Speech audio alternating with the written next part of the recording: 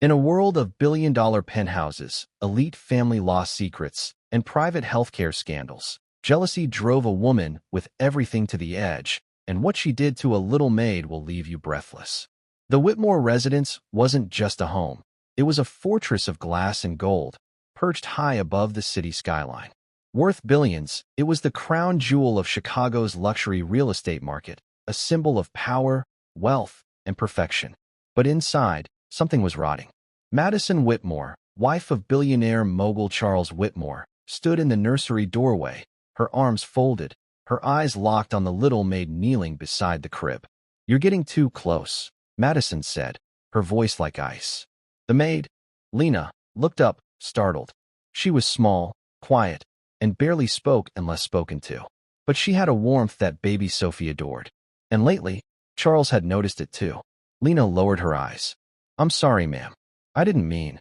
Madison stepped forward. "You didn't mean to make my husband laugh again? You didn't mean to make my daughter cry when you leave the room?" Lena's lips trembled. "I was just doing my job."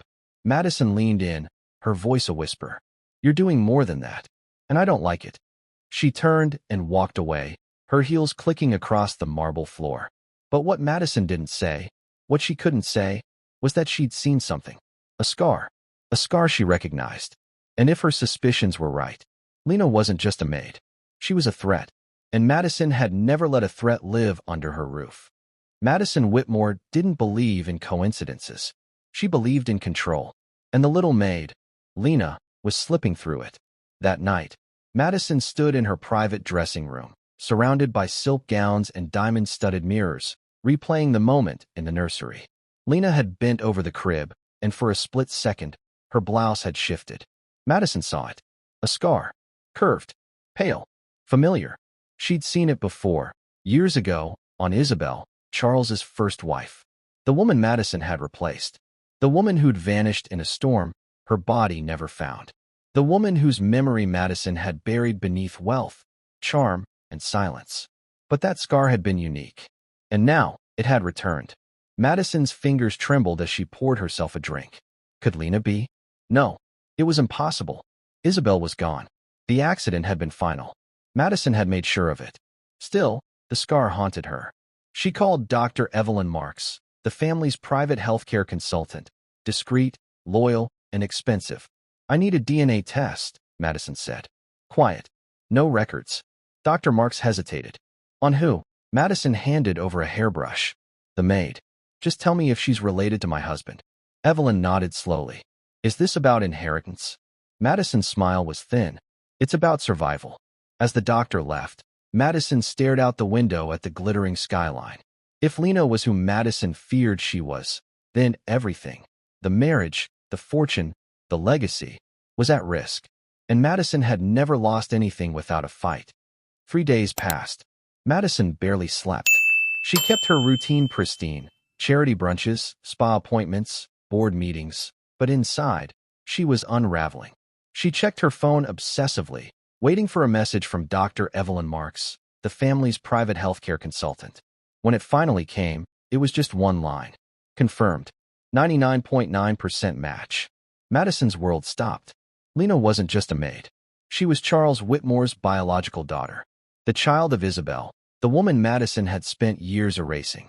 The woman whose disappearance Madison had orchestrated with quiet precision. A falsified accident report, a missing body, a grieving billionaire too broken to ask questions. And now, the daughter had returned. Not as a guest, not as a stranger, as a maid. Madison stared at the message, her hands trembling. If Charles found out, everything would collapse. The marriage, the fortune, the legacy she'd built through manipulation and charm. She paced the marble floors of the penthouse, her heels clicking like a metronome of panic. Lena had to go. Not just fired. Not just sent away. She had to disappear. Madison opened her laptop and began searching. Private relocation services, offshore guardianship firms, anything that could make a person vanish without a trace. But then she paused. That scar. That unmistakable mark. It wasn't just a threat. It was a reminder. A reminder that the past never stays buried. And if Madison didn't act fast, the truth would rise and take everything with it. Charles Whitmore wasn't known for softness. He was a titan, a billionaire who built his empire on precision, not sentiment. But lately, something had shifted. He lingered longer in the nursery. He asked about the maid. He smiled.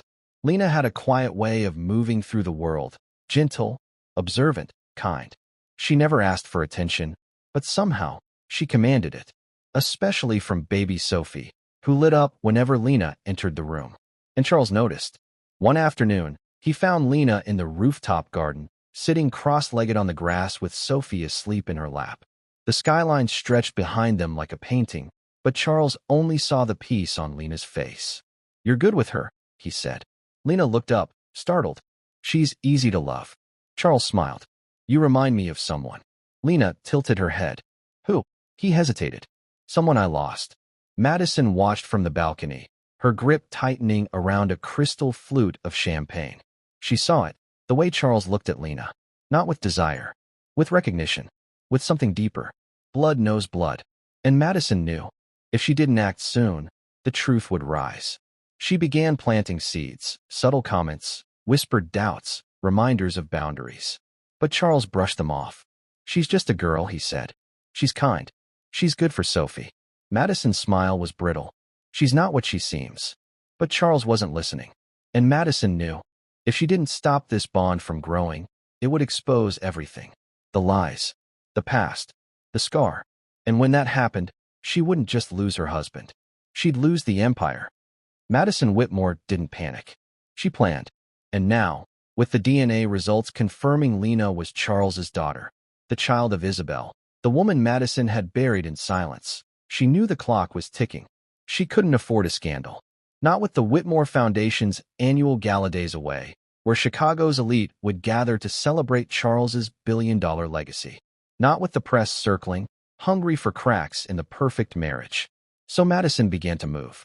She shifted Lena's schedule, assigning her late-night nursery shifts, isolating her from the other staff. She whispered rumors that Lena was careless, inappropriate, unstable. Then she called Vincent Hale, a private investigator known for handling delicate matters for high-net-worth families. She handed him a file, photos, timelines, surveillance clips. "I want everything," she said. Where she came from, who she's spoken to, what she's hiding. Vincent raised an eyebrow. "You think she's dangerous?" Madison's voice was ice. "She's a ghost, and I don't like ghosts in my house." Meanwhile, Charles remained unaware. He was finalizing a new wealth management deal, preparing for a keynote speech on family legacy. He didn't notice the tension, the whispers, the way Lena's smile had started to fade. But Madison noticed. She watched Lena closely, how she moved, how she spoke, how she looked at Charles. And she waited for the perfect moment, not to confront, not to expose, but to erase. Because Madison knew, if Lena stayed, the truth would surface. And when it did, the empire would crumble. Madison didn't trust silence. And Lena had been too quiet lately. She moved like a shadow through the penthouse, polite, obedient, invisible. But Madison knew better. Quiet girls carried secrets. And this one carried a scar that refused to be ignored. So Madison searched. She waited until Lena was out running errands with the driver. Then she slipped into the maid's quarters, a modest room tucked behind the service wing. Everything was neat. Too neat. She opened drawers, checked the closet, lifted the mattress. Nothing. Then she spotted it. A small, worn leather pouch tucked behind a stack of folded linens. Inside was a photograph. Faded, torn at the edges, but unmistakable. Isabelle, standing in front of a lake, pregnant, smiling, with a handwritten note on the back. "For my little girl. If you ever find him, tell him I never stopped loving him." Madison's breath caught. It wasn't just proof of Isabelle's survival. It was a message meant for Charles. And Lena had kept it, which meant she knew. She knew who she was. She knew who Charles was. She knew everything. Madison's hands trembled as she slid the photo back into the pouch. Her mind raced. Had Lena come here on purpose? Was this some twisted attempt to reclaim a life that wasn't hers? She stormed back to her suite, locked the door, and poured herself a drink. This wasn't just about jealousy anymore. It was about exposure. If Charles saw that photo, if he read that note, if he believed it, Madison wouldn't just lose her husband. She'd lose her empire. And this time, she wasn't going to wait for fate to decide. The gala was one day away. Madison had everything in place. the guest list curated, the press briefed, the penthouse polished to perfection. But her mind wasn't on orchids or speeches. It was on Lena. The little maid had become too visible, too adored. Charles had asked her to help with the children's charity booth. He'd even told Madison, find her something nice to wear. Madison smiled. But inside, she was boiling. That morning, Lena walked through the grand hallway, carrying baby Sophie in her arms. The child giggled, her tiny fingers tangled in Lena's hair.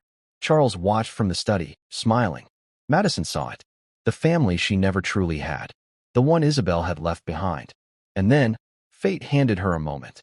Lena was descending the spiral staircase, the one that curled like a sculpture through the center of the penthouse. Madison followed quietly, her heels silent on the velvet runner.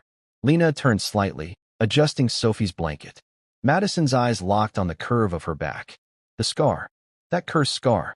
And in that instant, something snapped. She reached out. Not to help. To end it. Her hand pressed against Lena's shoulder. Firm, deliberate. Lena gasped. Her foot slipped. She fell. Sophie screamed. Charles came running. Lena lay crumpled at the base of the stairs, motionless. Madison gasped, feigning horror. She tripped. I tried to catch her. But Charles wasn't looking at Madison. He was kneeling beside Lena, brushing her hair from her face. And then he saw it. The scar. The truth. The past. And everything Madison had buried came roaring back. The hospital suite was silent. Lena lay unconscious, her arm in a sling, her face bruised but peaceful. Charles sat beside her, unmoving, his hand resting gently on hers. He'd seen it. The scar. The same one Isabelle had. The one he used to trace with his fingers on quiet nights before she vanished. The one Madison swore had died with her. But now it was staring back at him. He stepped into the hallway and called Dr. Evelyn Marks. I need confirmation, he said. DNA. Quiet. Hours later, the results came in. Lena Whitmore, biological daughter of Charles Whitmore. The child Isabelle had carried when she disappeared. The child Madison had buried in lies. Charles returned to the penthouse, silent. Madison was waiting, dressed in black, sipping wine like a widow. He didn't speak. He simply placed the DNA report on the table. Madison stared at it, then at him. You knew, he said, voice low. All these years. You knew she was alive. Madison's lips parted. I did it for us. Charles's eyes burned. You pushed her. Madison stood. She was going to ruin everything. Charles stepped closer. She's my daughter. Madison's voice cracked. She's Isabelle's daughter. Charles didn't flinch. And you tried to erase her. Silence. Then Charles said the words that would ripple through Chicago's elite for years. You're done, Madison. The empire is hers now. Madison's glass slipped from her hand, shattering on the marble floor. And Charles walked away, not just from the room, but from the life they'd built on secrets. The Whitmore Foundation Gala was the crown jewel of Chicago's social calendar. Held at Langston Hall, the ballroom shimmered with chandeliers, gold-trimmed walls, and a guest list that read like a billionaire's directory. Wealth managers, real estate moguls, private healthcare executives, all gathered to celebrate Charles Whitmore's legacy. But this year, the legacy was about to change. Madison arrived in a custom gown, her smile polished, her posture perfect. She expected applause. She expected admiration. What she didn't expect was silence. Charles stepped onto the stage, dressed in a tailored midnight suit. The crowd hushed. Cameras flashed. Madison's heart pounded. He cleared his throat. Tonight, I was meant to speak about legacy, about building something that lasts. He paused, scanning the room. But legacies aren't built on wealth. They're built on truth. Madison's smile faltered. Charles continued. There's someone here tonight who embodies that truth. Someone who was hidden, lied to, nearly destroyed. He turned toward the entrance. And then she walked in. Lena, dressed in a simple white gown, her arm in a sling, her eyes wide with disbelief. Gasps echoed through the hall. Charles stepped aside. This is my daughter, the child of Isabelle Whitmore, the woman I was told had died, the woman who was erased. Madison froze. Charles's voice hardened. And to my wife, your reign ends tonight. Every asset, every share, every estate has been transferred. The crowd erupted. Madison's world shattered. And Lena, the little maid, became the heiress of an empire. The headlines hit like thunder. Heiress survives murder plot. Billionaire CEO disowns wife in live broadcast. From Maid to Empire, the rise of Lena Whitmore. Chicago buzzed with whispers. Madison vanished from the social scene overnight. Her lawyers scrambled, but Charles had already filed charges: obstruction, fraud, attempted murder. The family law firms she once flaunted now turned against her. She was indicted. And Lena? She woke in a private recovery suite, surrounded by warmth. Charles sat beside her, holding her hand, tears in his eyes. "I should have known," he whispered. "I felt it. I just didn't understand." Lena nodded slowly. "I didn't know how to tell you." He smiled. "You didn't have to. You're here. That's enough." The Whitmore estate was restructured. Madison's name was removed from every deed, every trust, every board. The wealth management team transferred full control to Lena, not just as an heir, but as a partner. She didn't take revenge. She took responsibility. She launched the Isabelle Foundation, a private healthcare initiative for displaced children and forgotten mothers. She rebuilt the orphanage where she'd grown up. She hired staff from the same foster system that once failed her. And Charles? He stepped back from the spotlight. He let Lena lead. The city watched as the little maid who once folded sheets in silence now stood before cameras, speaking of legacy, truth, and forgiveness. Madison was sentenced to 18 years. She never spoke publicly again. And Lena Whitmore, the girl with the scar, became a symbol, not of wealth, but of resilience, of destiny, of a truth too powerful to stay buried.